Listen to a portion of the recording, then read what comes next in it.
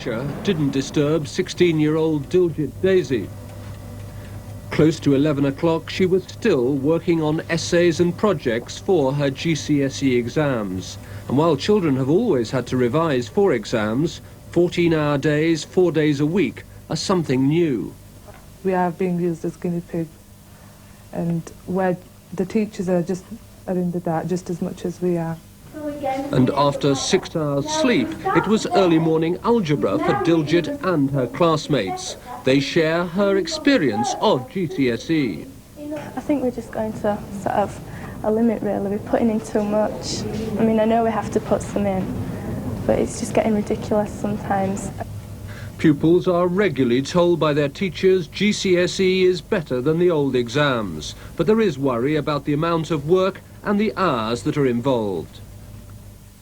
The stormy weather has brought an unexpected bonus for nature lovers in Wiltshire. Every year they count Britain's most important and best protected colony of bats. And experts believe they'll find many more than usual this year because gales have destroyed other places where bats live. John Andrews reports. The bats of Chilmark enjoy military protection.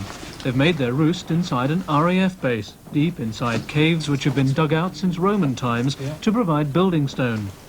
The RAF use some of the other caverns to store equipment, and one of the military police officers has been specially allocated to ensure the bats don't get disturbed. There were 400 bats at the last count, making it the second biggest bat roost in Britain. But it's reckoned to be the most important because it's home to 10 of the 15 different species found in the UK. Bats are protected by law, and Dr. Bob Stebbings, the country's top bat expert, is one of the handful of people licensed to go into the caves. He has a couple of bats which were brought to him injured, but it's illegal to keep them as pets. The search is on to find out which hospitals in Britain get top marks for looking after children. The National Association for the Welfare of Children in Hospital has produced what it calls a checklist, and it wants local authorities to use it to see how hospitals all over the country score. The checklist asks over 70 questions about the way a hospital is run. To get a high score, wards should be geared to the needs of children rather than adults.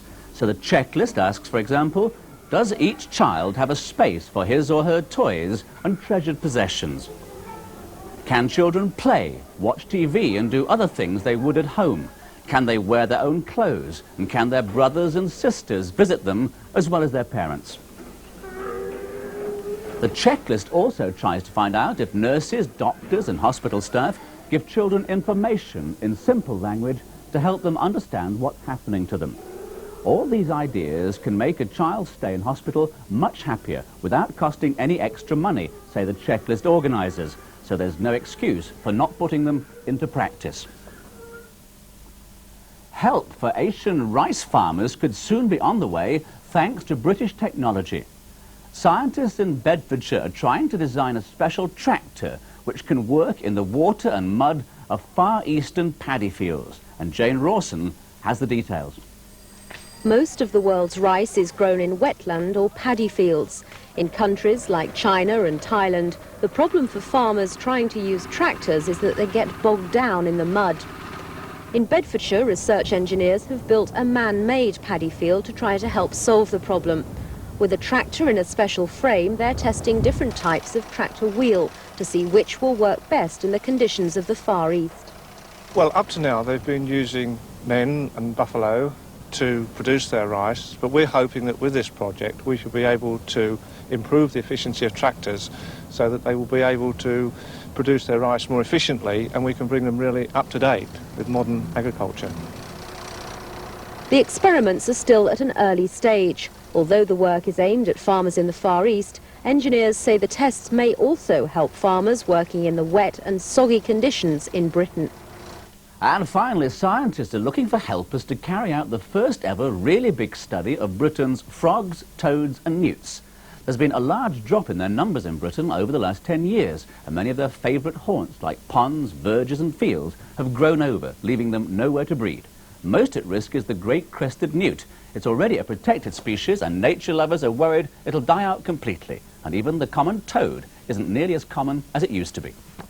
And that's all tonight. We're back again tomorrow. Until then, bye-bye.